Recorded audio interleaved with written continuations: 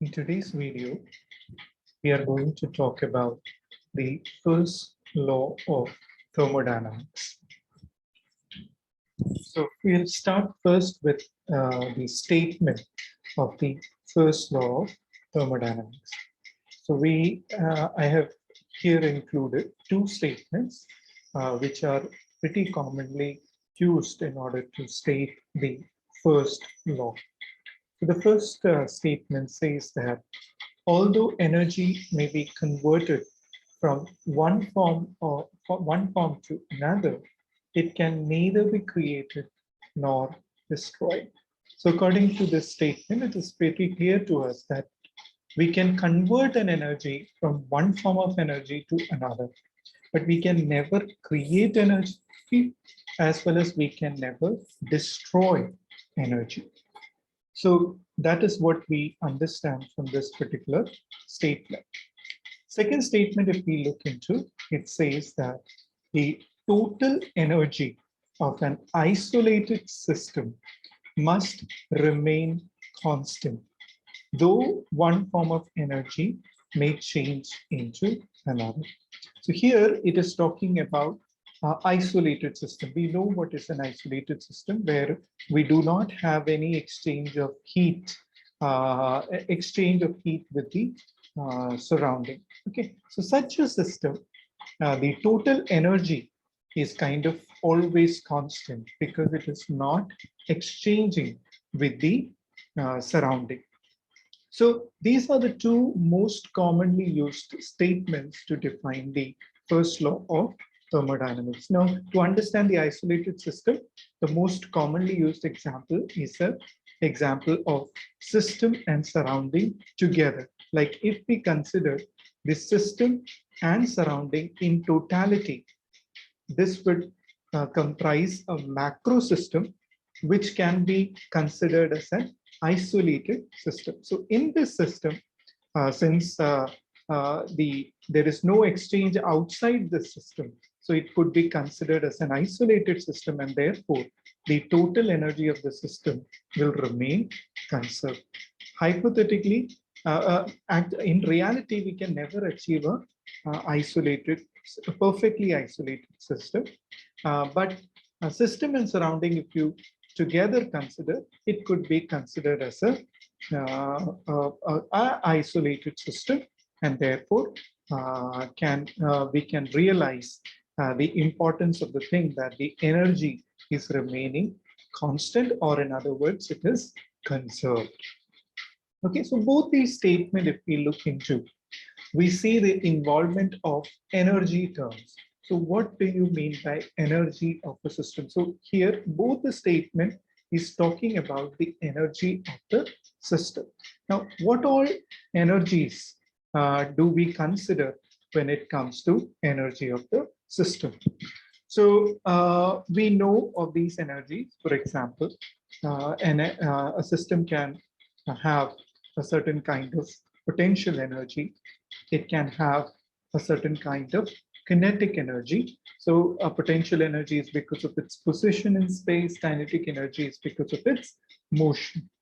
Apart from these potential and kinetic energies, we have a third category of energy in the system, which are basically the inherent energy. That means a system, any system will have a energy of its own other than its position or its velocity. There is another kind of energy that is possessed in the system, and that is mainly because of its molecular constituent. That is, the molecules that make up that system also give it some kind of energy, and that energy is what we refer to as the internal energy, and it is represented by a symbol capital U. Now, if we try to define it, it's the amount of energy possessed by a system due to vibrational, rotational, electronic, translational, etc. of the molecules constituting the system. For example, if you consider any system, it is made up of various molecules. Okay, And these molecules have their own vibrational energy because molecules have bonds, so they will vibrate. Then these molecules can rotate. Then these atoms are made up of electrons, so they have electronic energies. Then these molecules, when they translate, suppose in liquid, when they translate, they have a translational energy.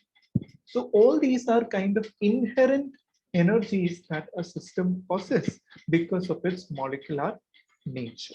Okay, so all these energies together is what comprises the internal energy of the system. Okay, so in this particular definition of energy, we not only include the potential and the kinetic energy, but also the inherent energy of the system, that is the internal energy. Now, coming to understand these internal energy in more detail, we understand that we cannot measure the absolute value of this internal energy because we cannot measure the exact value of some of the constituent energies at molecular level. Now, internal energy, I told you, it's because of the molecules that comprises the system. So molecules may have vibrational, rotational, electronic, translational, many other kinds of inherent molecular energies that the system may possess. So every kind of energy, you cannot always measure the exact value, okay, say. And therefore, you cannot say that when a system is in a particular state, you cannot say that that system has this value of internal energy. For example, when you talk about potential energy, you can say, depending upon the height at which the system is placed, you can calculate mgh and therefore predict its potential energy. Similarly, kinetic energy, if it's in motion, if you know the velocity, you can calculate using half m v square the kinetic energy. But when it comes to internal energy, it comprises of many different types of energies. And every type of molecular energies, we cannot measure their exact values because of its minute nature. We cannot measure them exactly, and therefore, like kinetic energy or potential energy, we cannot say for say a particular value for you when about the system at a particular state.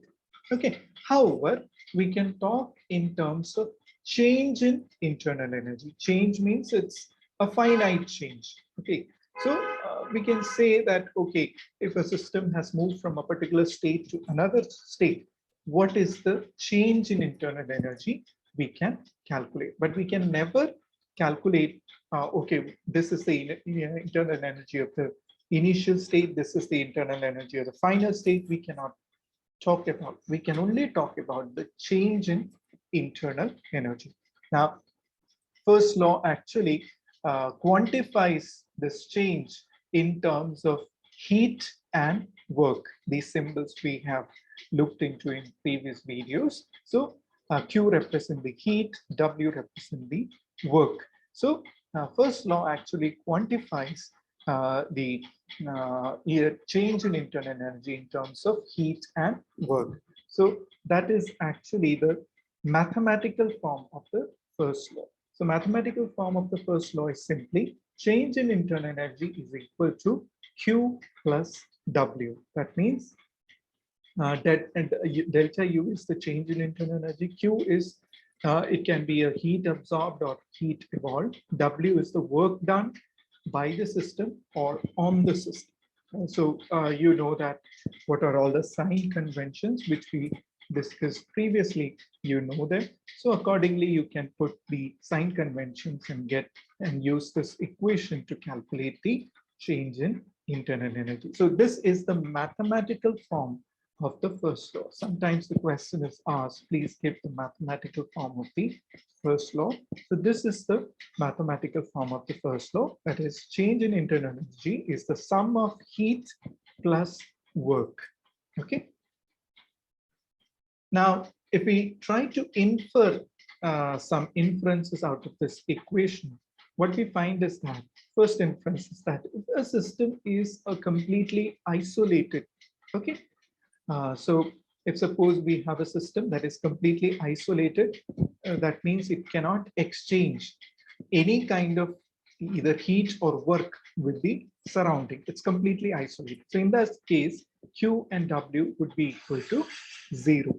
So when Q and W is equal to 0, delta U is equal to 0. That means there is no change in the internal energy, or in other words, the internal energy is constant, or we can say that it is conserved. So that actually takes care of our first law. First law, we looked into the second statement that said that in an isolated system, the energy is conserved. Okay.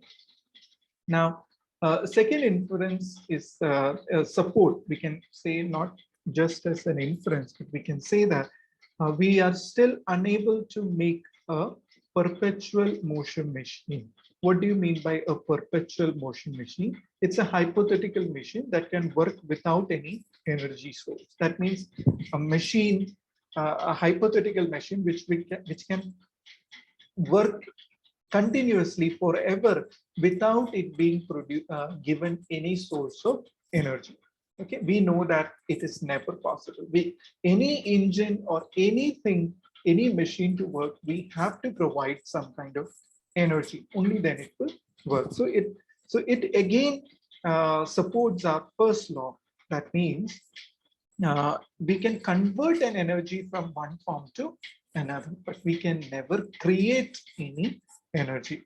Okay, so that is what comes out of this first law of thermodynamics. Okay, so these are some of the important features of the first law of thermodynamics. Let us look into one numerical before we wind up this preview. So this question says that a system absorbs 6 kilojoule of heat and performs 3000 joule of work. Calculate the internal energy change produced. Okay, so for any numerical, the first thing that you should look for is what is given in the numerical. Okay, so if you look carefully at the numerical, it says that a system absorbs 6 kilojoule of heat. So that means Q is given. Q is 6 kilojoule. We know that when a system absorbs energy, the sign convention is positive. So we will put it as 6 kilojoule.